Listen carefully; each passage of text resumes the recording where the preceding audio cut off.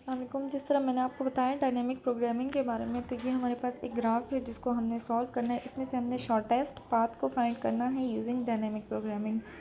तो इसमें हमारे पास ए जो है दिस इज़ सोर्स नोड और बी जो है this is the destination node, यानी कि बी तक, ए से लेके बी तक हमने जाना है, जिसमें ऐसे रास्ते से हमने जाना है कि जिसकी कॉस्ट जो है वो कम से कम हो।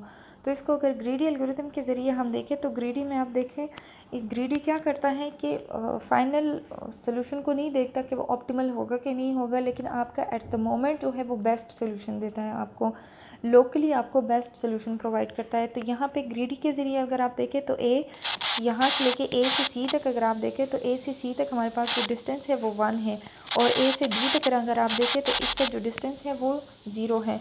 तो इन दोनों में से ग्रीडी क्या करेगा, डी वाला सिलेक्ट करेगा, डी नोट सिलेक्ट करेगा, यानी ये 0 से आके आएगा। अब डी पे हम देखेंगे कि हमारे पास इसमें कौन कौन से पास जा रहे हैं बी तक।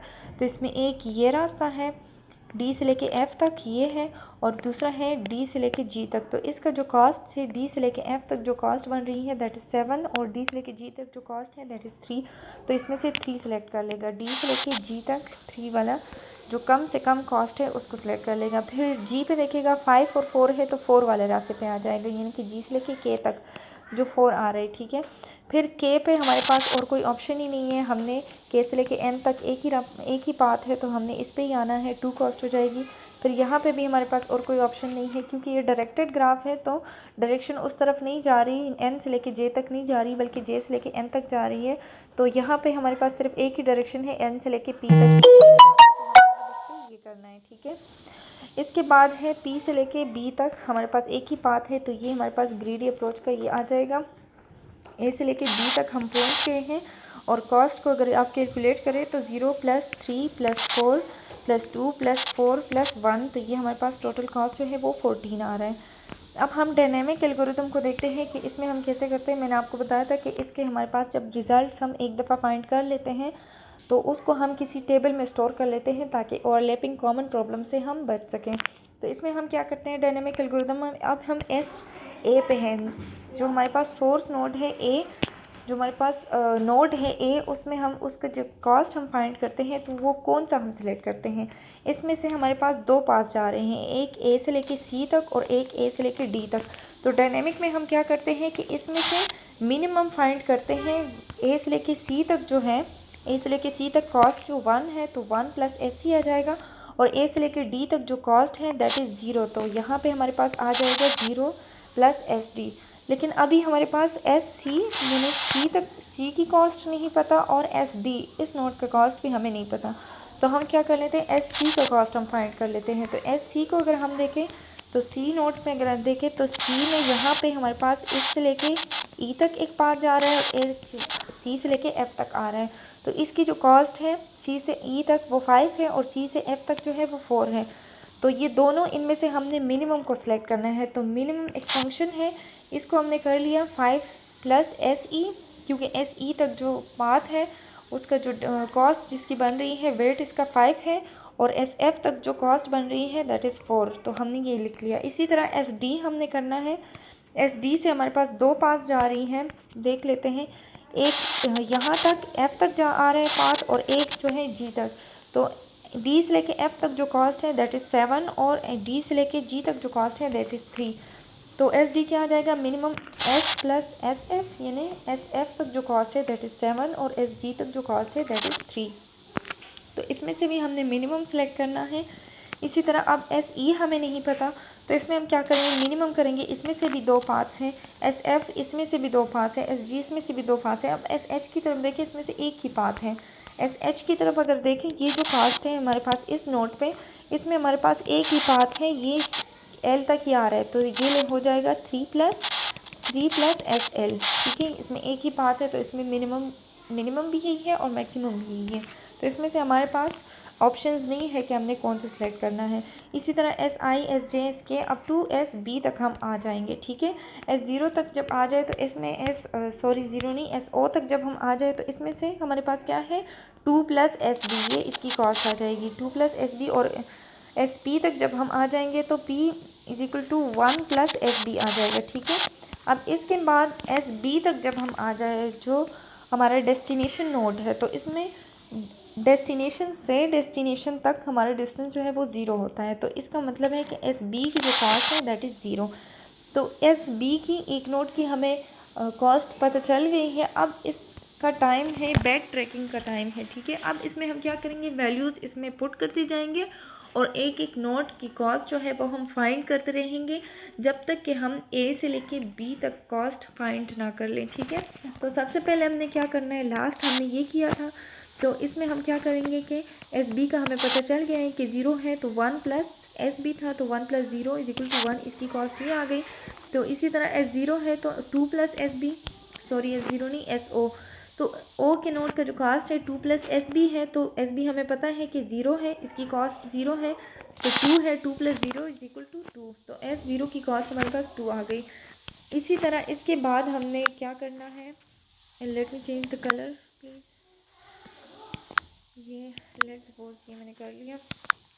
अब इसको देखें, इसकी जो हमारे पास कॉस्ट है नेक्स्ट, अच्छा एस एम की जो कॉस्ट है, तो इसमें हमने मिनिमम सेलेक्ट करना है, मिनिमम सेलेक्ट करना है 8 प्लस एस पी। तो एस पी की कॉस्ट क्या है, एस पी की कॉस्ट 1 है, तो इसमें से 1 सॉरी 8 प्लस 1 जो है ये 9 आ जाएगा, और 2 plus S zero, S zero की कॉस्ट क्या है, एस ओ की कॉस्ट क्या है 2 है, तो 2 प्लस 2, 2 ये है और प्लस 2, तो ये 4 हो जाएगा, 4 और 4 और 9 करना है, तो इसमें से हमने 4 वाला ही सिलेक्ट करना है, तो एस एन क्या हो जाएगा, ये हमारे पास 4 हो जाएगा, ठीक है।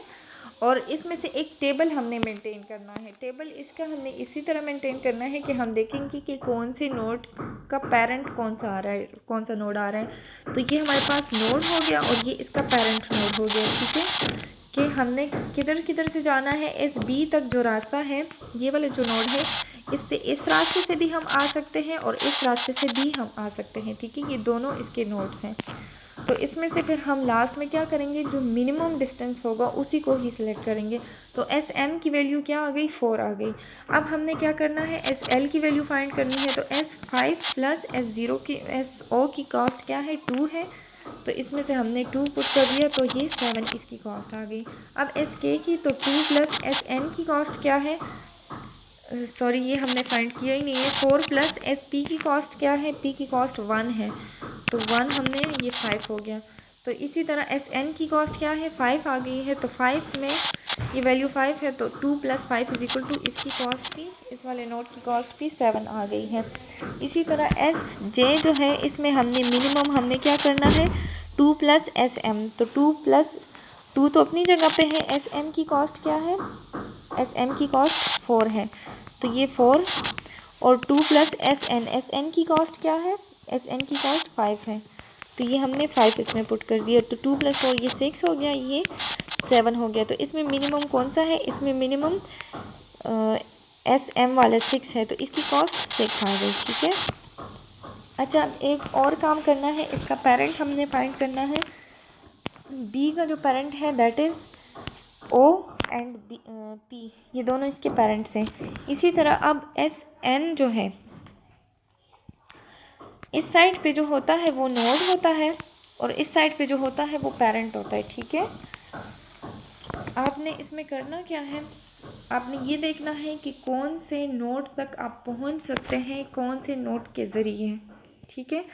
तो जिस नोड तक आप पहुंच सकते हैं, जिस नोड के ज़रिए आप पहुंच सकते हैं वो पेरेंट नोड होगा, और जिस नोड तक आप पहुंच सकते हैं वो चाइल्ड नोड होगा, ठीक है।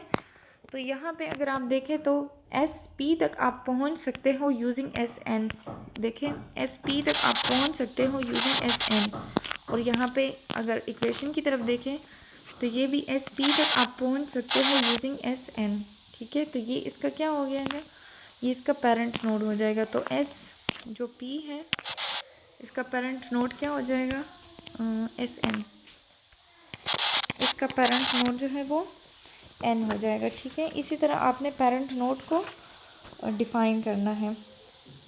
इसी तरह नेक्स्ट पे अगर आप देखें तो एस एम है, एस एम है, तो एम तक आप कहाँ से पहुँच सकते हैं, ये इसमें एक एस पी है और एक एस ज़ीरो है, लेकिन हमने 4 वाला ये वाला सिलेक्ट किया है हमने। तो जो ओ नोड है वो उसका पेरेंट क्या हो जाएगा, उसका पेरेंट हो जाएगा एस एम। एम जो नोड है, ओ जो नोड है उसका पेरेंट एम आ जाएगा, ठीक है। इसके बाद देख लें, एन वाला हमने कर लिया, एम वाला कर लिया। अब ओ जो नोड है यहाँ तक से आप एस एल के ज़रिए ही पहुँच सकते हैं, ठीक है। एल नोड के ज़रिए ही आप इसमें भी अगर देखें तो यहाँ पे भी ओ जो नोड है इसको आप एम एल के ज़रिए ही पहुँच सकते हैं, यानी ओ का पेरेंट लाजमन ही एल होगा, क्योंकि इसमें और कोई भी ऑप्शन नहीं है, चॉइस नहीं है यहाँ पे। तो यहाँ पे क्या हो जाएगा, एल का जो है, जो सॉरी एल नोड था, कौन सा नोड था, हाँ ओ जो नोड है इसका पेरेंट जो है वो एल हो जाएगा।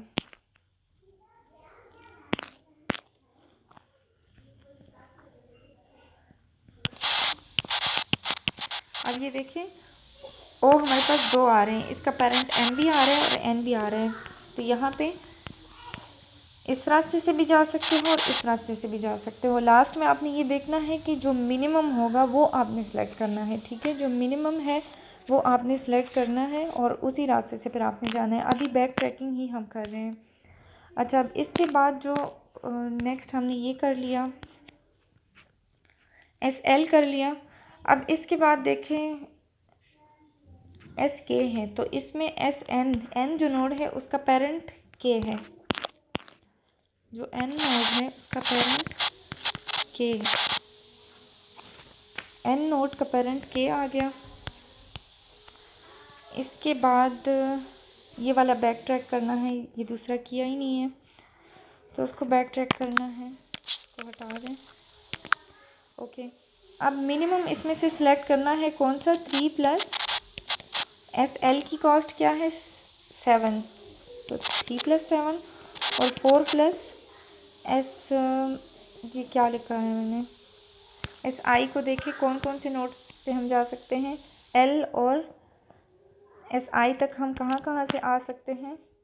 जो मिनिमम ऑफ एस एल है और एस एम है, ठीक है। एम के रास्ते से यहाँ से और यहाँ से हम जा सकते हैं, तो एस एल और एस एम आ गया।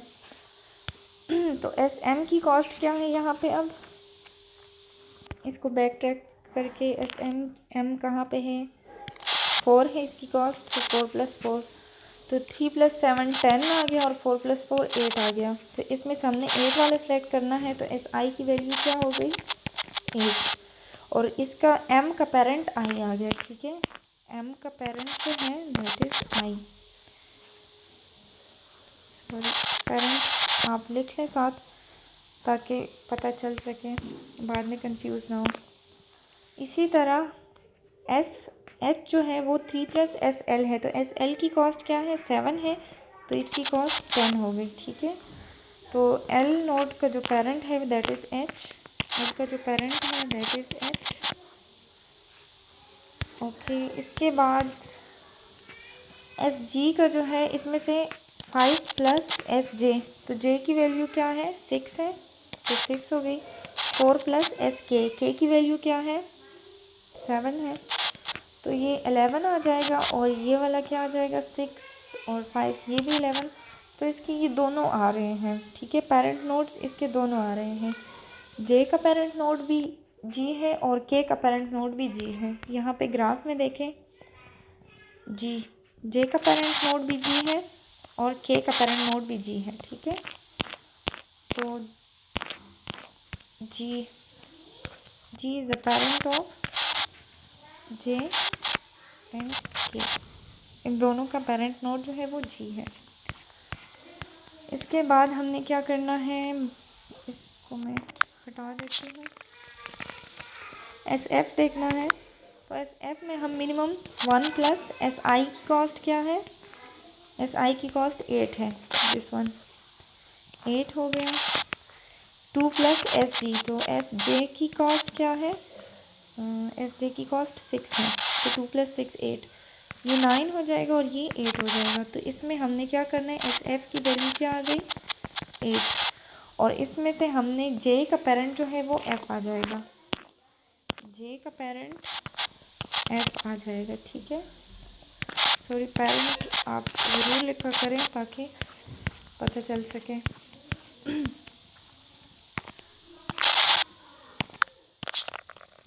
इसके बाद हमने देखना है एस ई में हम 2 प्लस एस एच की कॉस्ट क्या है 10 और 1 प्लस एस आई तो एस आई की कॉस्ट क्या है 8, तो ये 9 हो जाएगा, ये 12, तो इसकी वैल्यू क्या है एस ई की वैल्यू 9 हो जाएगी। और ये हमारे पास आई का पेरेंट ई आ जाएगा। आई का पेरेंट जो है दैट इज ई। ग्राफ में भी अगर आप देखें आई को देख लें, आई का पेरेंट जो है दैट इज़ ई। ओके अब इसके बाद जो है एस डी पे अगर आप देखें तो मिनिमम 7 प्लस एस एफ, तो एस एफ की कॉस्ट क्या है 8, तो 7 प्लस 8 और S plus 3 plus S G, तो जी की कॉस्ट क्या है, जी की कॉस्ट आप 11 है, ठीक है, तो ये 11 हो जाएगा।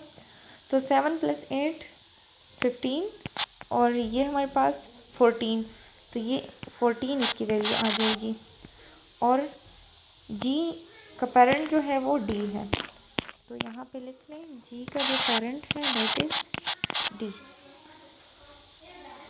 जी का पेरेंट डी आ गया। देन आखिर में जो है, अच्छा ये आपने अलग अलग लिखने हैं, मैं टाइम की कमी की वजह से वीडियो शॉर्ट करना चाहती हूँ, इसलिए मैं यहीं पे इसको सॉल्व कर रही हूँ। अच्छा इसके बाद है minimum of 5 plus S E, तो एस ई की कॉस्ट 9 है और एस एफ की कॉस्ट क्या है, एस एफ की कॉस्ट 8 है, तो ये 4 प्लस 8 ये 12 आ गया और ये 5 प्लस 9 तो ये 14 आ गया, तो इसकी कॉस्ट 12 है। एस सी की कॉस्ट मेरे पास 12 आ गई, तो 12 और इसका एफ़ का पेरेंट जो है वो सी है, तो एफ़ का पेरेंट आपने टेबल मेंटेन करना है। एफ़ का पेरेंट क्या आ रहा है, सी आ रहा था, ठीक है।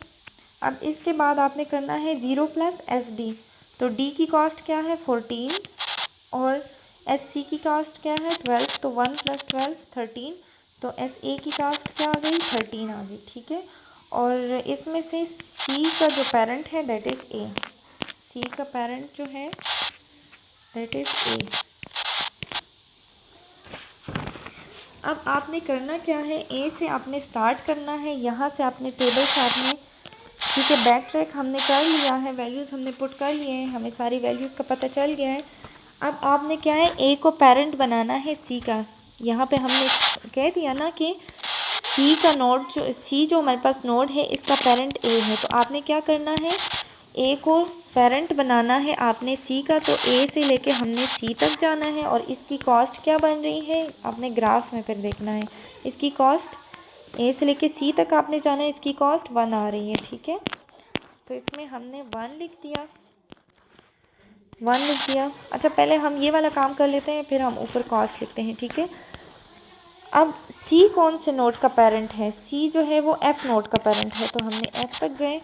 अब एफ़ कौन से नोड का पेरेंट है, तो एफ़ जो है वो जे नोड का पेरेंट है, तो हम जे तक चले जाएंगे, यहाँ से हम जे तक चले जाएंगे। अब जे जो है वो कौन से नोड का पेरेंट है, यहाँ पे देखें जे पेरेंट ऑफ जे, ठीक है, जे देखें जे कौन से नोड का पेरेंट है, वो हमने लिखा ही नहीं है,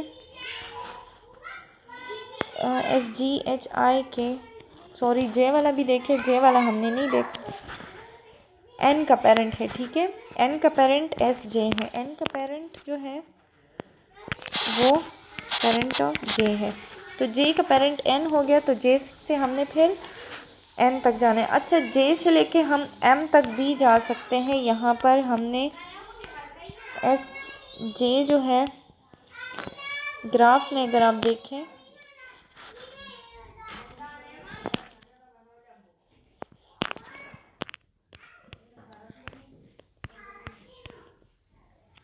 जे का पेरेंट एन है, ठीक है, एम भी है और एन भी है, ठीक है। तो यहाँ पे हम एम की तरफ आ जाते हैं, एन की तरफ आ जाते हैं, एन है तो हमने एन लिख दिया, ठीक है। अब इसके बाद एन का पेरेंट कौन सा है, पी है, तो हम पी तक आ गए,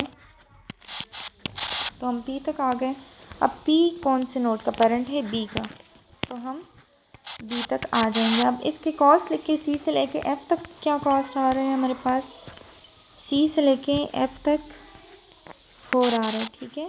सी से लेके 4 तक दिस वन 4 आ रहा है, तो 4 लिखते हैं। एफ से लेके जे तक क्या कॉस्ट है, एफ से लेके जे तक 1 है, 1 है। अब जे से लेके एन तक क्या है, जे से लेके एन तक